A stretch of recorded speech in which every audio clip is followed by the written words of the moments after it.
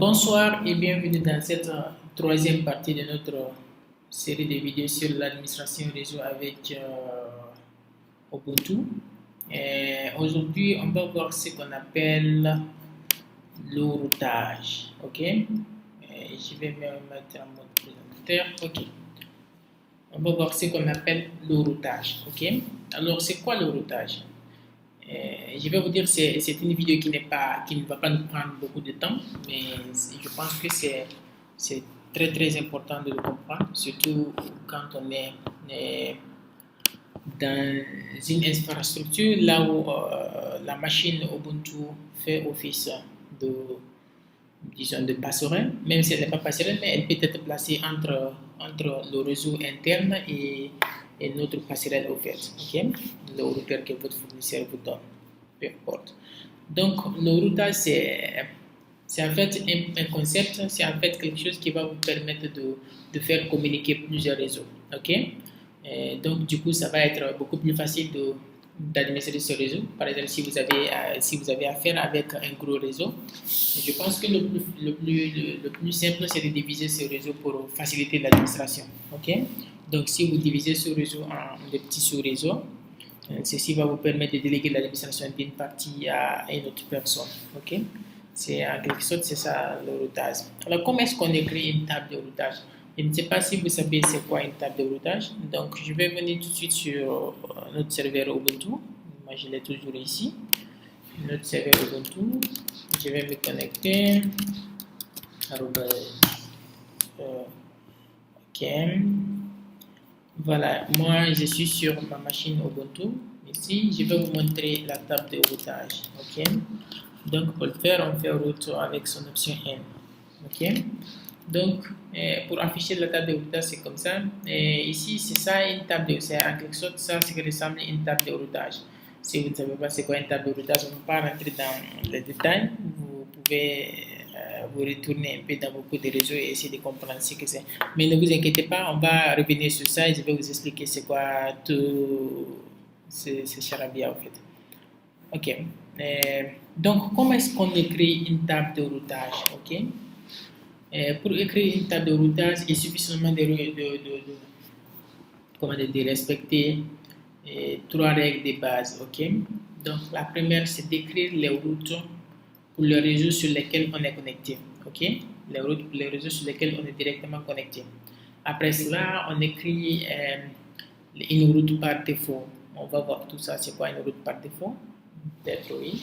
Et ensuite, on écrit des routes sur les réseaux sur lesquels on n'est pas directement, ou bien les réseaux qui ne sont pas dans les deux premières règles qu'on vient de citer. Ok. Donc, je vais les écrire ici. Une route pour les réseaux qui sont directement connectés.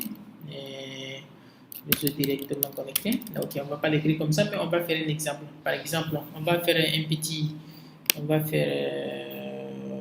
dessin ici, une petite topologie qu'on va peut-être essayer de mettre ça en place. Supposez par exemple que on a un premier ordinateur ici, on a un premier ordinateur qui est là, ok. On a un routeur ici, qui va le matérialiser comme ça, et on a un autre ordinateur qui est ici encore. Voilà, comme ça c'est bien. Voilà, ils sont connectés sur le routeur. C'est pas comme ça que ça se passe en réalité, mais il y a un switch ici, là où les machines sont connectées. On ne voit pas directement une machine qui est directement connectée à un routeur, c'est insensé, mais c'est comme ça que ça se passe. Ok, donc pour vous expliquer simplement. Donc, si on veut écrire une table de routage pour ce routeur par exemple, donc on écrit les réseaux sur lesquels il est directement connecté. Si par exemple son interface là est TH0, TH0, ça se voit mal, ok. Il y a une interface ici, une première interface ici et une deuxième interface ici, ok. Le réseau là est le réseau, ok, on va mettre 1.0 slash 24, le réseau là est 0.0 slash 24, ok, on est en adressage de classe C, donc on va voir tout de suite, ok, donc ici on va donner la première adresse ici, donc l'interface là a le 1 et l'interface là aussi a le 1, Voilà. Donc, la table de routage ici pour ce routeur-là est comme suit. Par exemple, puisqu'on est sur le réseau, on va s'occuper de la première interface qui est là. OK. On est sur le réseau 0.0. Donc, on va dire que pour atteindre le réseau 192.168.0.0, OK, avec son masque /24, on utilise la passerelle 192.168.0.1. OK. Donc, qui veut dire quoi? Que pour communiquer avec le réseau sur lequel il est directement connecté, il utilise son adresse, puisqu'on a donné la première adresse ici. OK. Pour cet autre réseau aussi, je vais faire comme ça. Pour le deuxième, 192.168.1.0/24. OK, ça c'est le masque. Il utilise encore son interface, ce qui est pratiquement logique. 8.1.1. OK. Donc, on a dit qu'on écrit la table, pour écrire la table de routage, on écrit d'abord les routes sur lesquelles on est directement connecté. Les routes pour les réseaux sur lesquels on est directement connecté. Ensuite, on écrit une route par défaut. Donc, vous pouvez voir dans certains systèmes, comme par exemple, je crois que c'est Linux d'ailleurs, la route par défaut est écrite comme ça. Si c'est Windows, je crois que c'est 0.0.0.0 avec le masque 0. OK. Donc, qu'est-ce qu'on utilise? On utilise, comment dirais-je, notre passerelle de sortie. Si par exemple, ça trouve que notre machine, parce que ici, là, le routeur, là, on ne va pas utiliser autre chose, c'est au fait une machine Linux qu'on va utiliser. OK. C'est ça d'ailleurs le but, le routage avec Linux Ubuntu. OK.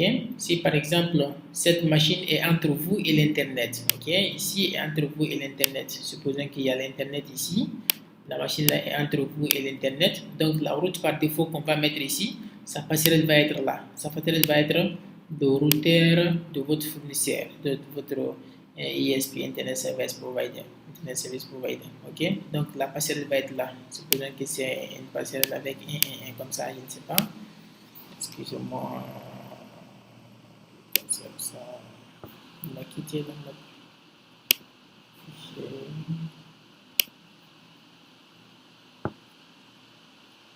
OK. Donc ici, la passerelle va être l'adresse IP de cette interface. OK. L'interface là de votre fournisseur. OK. L'adresse IP de votre fournisseur.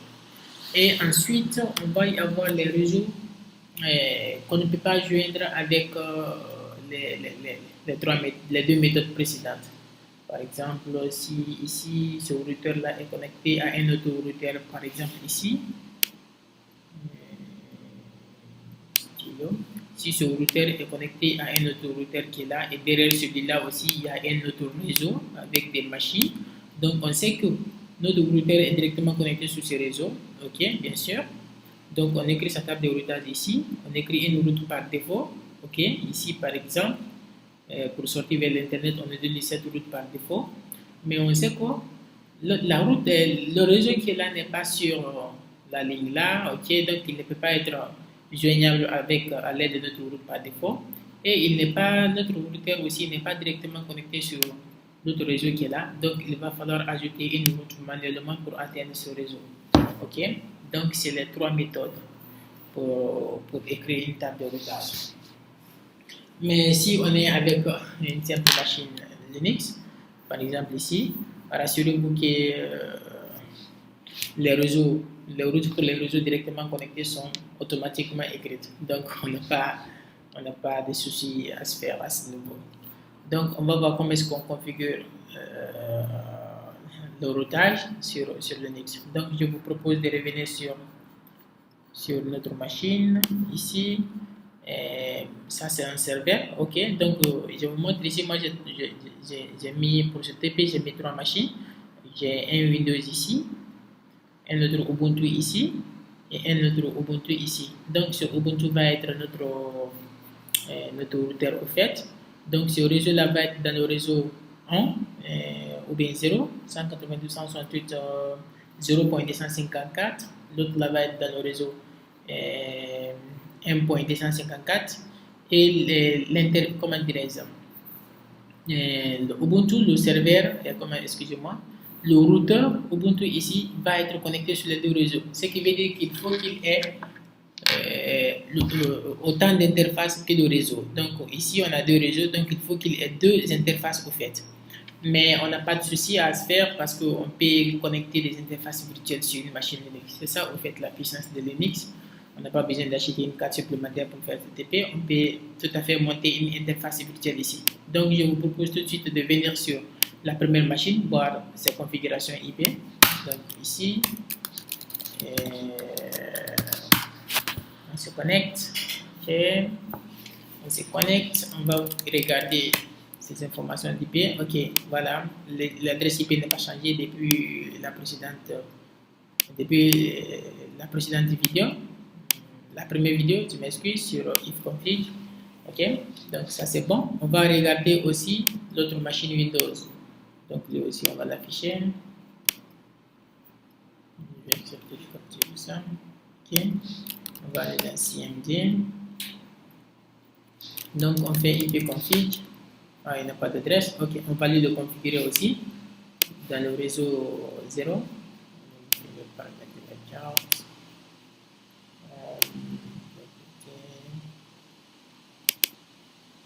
Ok. 28.0.254. Ok. Lui, on va lui dire que sa passerelle, c'est la première adresse, c'est-à-dire l'adresse qu'on va donner à notre routeur. 0.1. Ok, donc ça, on va enregistrer. Et on quitte. Voilà. On a fini avec la configuration des deux machines. Ok. Voilà, 192. Il va envoyer le paquet à une autre partie ici. D'accord, c'est bon. Voilà. On va revenir sur notre, excusez-moi, sur notre serveur Ubuntu ici. On va regarder, on va un peu regarder sa table de routage. Qu'est-ce qu'on voit ici? On voit qu'il y a une route par défaut. Voilà.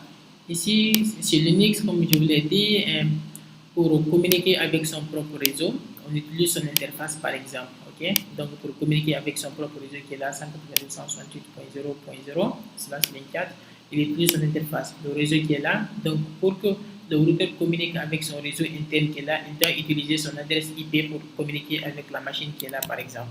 Donc, c'est ce qui est là. 192.168.1.0, ok, par exemple, pour son propre réseau qui est là, il utilise son adresse IP. Mais quelle est son adresse IP? C'est celle-là. Ok? Donc, pour communiquer avec le réseau là, il utilise celle-là. Ok? Voilà. Pour la route par défaut, qu'est-ce qu'on a vu? La route par défaut qui est matérialisée ici par 000 sur Linux. Ici, 000, dans certains cas, vous pouvez voir default. Il utilise l'adresse IP de la passerelle, la gateway, qu'on a mis dans la configuration, dans le fichier de configuration de l'interface. Donc, la passerelle qui est là.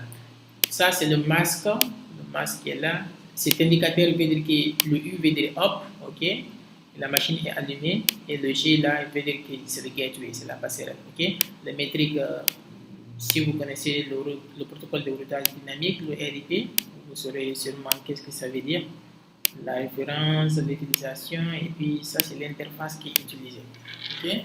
Donc, c'est en quelque sorte ça, la table de routage. Donc, on va continuer sur la configuration. On voit que la machine là aussi est bien configurée. On a configuré notre machine Windows. Ok. Donc, qu'est-ce qu'il nous reste à faire? C'est de configurer les interfaces de notre routeur, qui est le client, qui s'appelle client ici.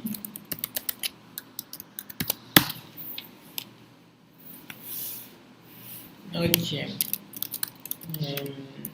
On voit que lui, là, il n'a pas d'adresse IP. L'adresse qui est là, je crois que c'est en rapport avec le NAT. Donc, je vais enlever l'interface. Je vais le mettre dans le réseau interne. Internal Network. Voilà. Ok. Donc, qu'est-ce qu'on va faire? On va configurer ces deux interfaces, ok? On va connecter la première interface là. Ici, on va connecter sa première interface sur ce réseau et la seconde sur celui-là aussi. Donc, ici, on va voir 192.168.0.1 qui est là. On va aller if config et np0s3 168. C'est quoi d'ailleurs? C'est 0.1. Ok, donc parce qu'on va le laisser par défaut comme ça. Regardez, j'ai écrit. Ok, c'est bon. Voilà. Ensuite, on va ajouter une nouvelle interface virtuelle pour le connecter au réseau 1.0. Donc, du coup, on fait comme ça. Je rappelle simplement. On va le mettre comme ça. Le réseau 1. Voilà. Ensuite, quand on fait comme ça, voilà, on a toutes les deux interfaces. Donc, ce qui veut dire qu'à partir de là, si on ping la machine Ubuntu qui est là, 1.254.192.168.1.254, ok, on devrait réussir à le joindre, on devrait y arriver. Quand on fait notre ping de 192.168.0.254, voilà, ça devrait marcher. Mais comment fait-on maintenant pour que les deux sous-réseaux communiquent? C'est là le vrai sujet. Comment fait-on pour pinguer celui-là, lui aussi celui-là? Voilà. On va essayer par exemple, on vient sur la machine là, qui est 1.254, on ping le 0.254. Donc, on fait un ping. On va d'abord pinguer la passerelle, 192.168.1.1. Voilà, il communique bien avec la passerelle. Mais qu'en est-il maintenant de 192.168.0.254? Ça ne passe pas. Ça ne passe pas. Pourquoi? Ici, on revient sur le routeur. Excusez-moi, je n'ai pas bien nommé la machine là au routeur. J'ai simplement laissé le nom Ubuntu client. Si on fait comme ça, route avec N pour voir la table de routage, qu'est-ce qu'on voit ici? On voit que la machine est connectée sur deux réseaux, en fait. Un réseau qui s'appelle 0.0. Il utilise son propre adresse IP, un autre réseau qui s'appelle 1.0, il utilise son propre adresse IP. Ok, donc le routeur communique bien avec ce réseau et avec cet autre réseau. Mais est-ce que le réseau là, Ubuntu là, si on regarde sa table de routage, est-ce qu'il communique avec le réseau 0.0? On voit que dans sa table de routage ici, il a 192.168.1.0. Ça, c'est son propre réseau. Oui, oui, on peut le comprendre. Il utilise son adresse. Ça, c'est logique. Il est directement connecté sur ce réseau. Mais est-ce qu'il peut communiquer avec le réseau 0.0? Le réseau 192.168.0.0. Là où on trouve notre machine Windows avec son adresse 254. Est-ce qu'il peut communiquer? Non. C'est pourquoi on a une passerelle ici.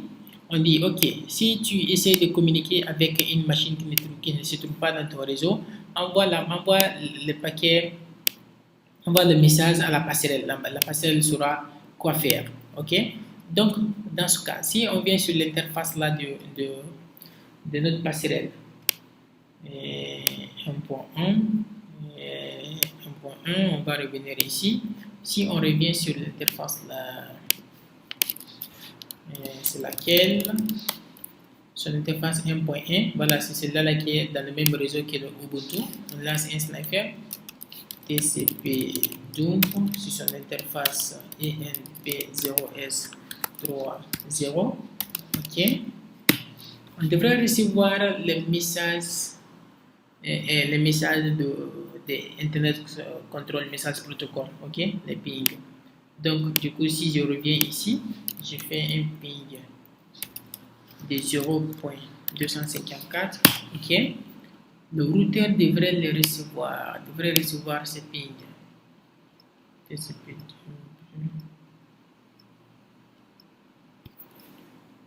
Et P0S3 2.0. Voilà, ça vient. Ok. Vous voyez ici, je vais arrêter la capture. Ma machine est un peu lente, je pense qu'il est chargé. Et il y a 3 machines virtuelles qui tournent autour. Donc, vous voyez ici que le routeur reçoit bien les pings de qui? Le ping de 1.254 qui est bien notre machine Linux, Ubuntu. qui est pour la machine Windows, il le reçoit bien ici, donc il reçoit les requests, mais on devrait encore voir le reply, c'est-à-dire les réponses de la machine Windows. Mais qu'est-ce qui se passe ici? On ne voit rien. On ne voit rien. Pourquoi? Et on va essayer de voir config avec son option yes. On va essayer de voir les statistiques de communication. Pas de statistiques disponibles pour lui. Mais ok. D'accord. On ne pas de statistiques disponibles, c'est pas grave.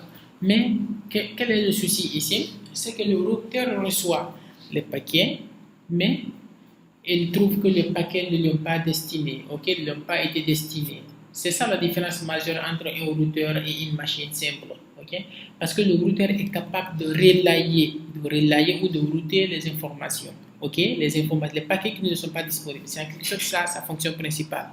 J'envoie des données à une machine, je vais envoyer des données à une machine qui ne se trouve pas dans mon réseau, et donc je l'envoie au routeur. Le routeur, lui, il sait que ce n'est pas pour lui, mais il sait qu'est-ce qu'il doit faire de ces paquets. Donc il envoie au prochain routeur et ainsi de suite jusqu'à la destination. C'est ça en fait le rôle principal d'un routeur.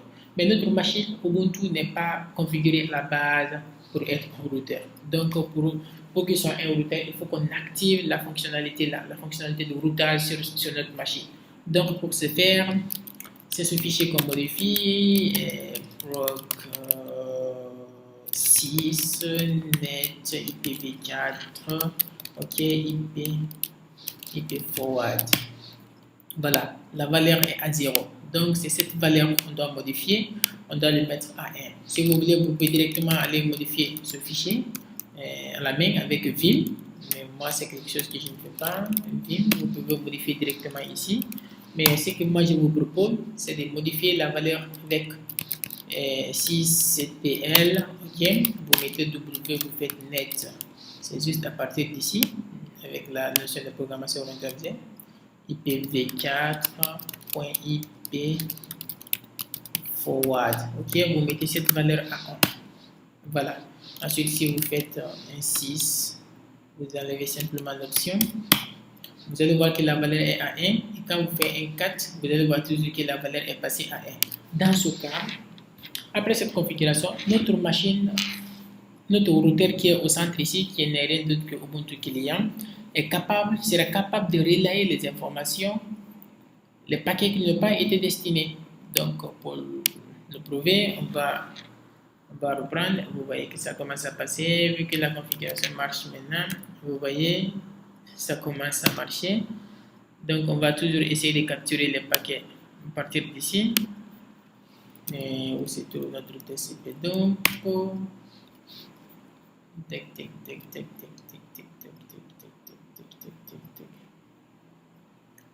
je vais cette fois-ci recevoir les informations.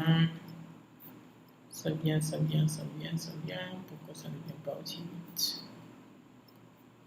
Normalement, ça devrait prendre du temps. Ok, c'est bon. Vous voyez ici, cette fois-ci, on a le request qui vient de la machine Ubuntu qui est de l'autre côté.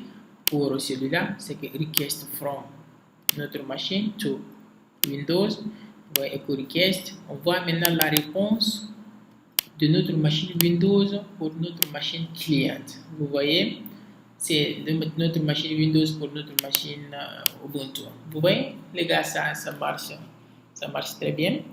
Donc, mais si vous êtes sur une autre distribution, par exemple comme les Debian, je ne sais pas trop, peut-être que les routes par défaut sur le routeur ne seront pas directement créées, donc vous serez obligé de le faire à la main. C'est simplement avec la commande route add, vous ajoutez un réseau comme ça net, le réseau que vous voulez joindre, vous les ajoutez ici, ensuite vous mettez une passerelle comme ça, vous mettez la passerelle de sortie. Donc c'est comme ça que ça marche. Si vous voulez rechercher sur l'internet, ok, et on a des routes à faire, ok. Donc on voit que la communication marche maintenant entre les machines, mais cette solution qu'on vient de faire avec le 6ctl, et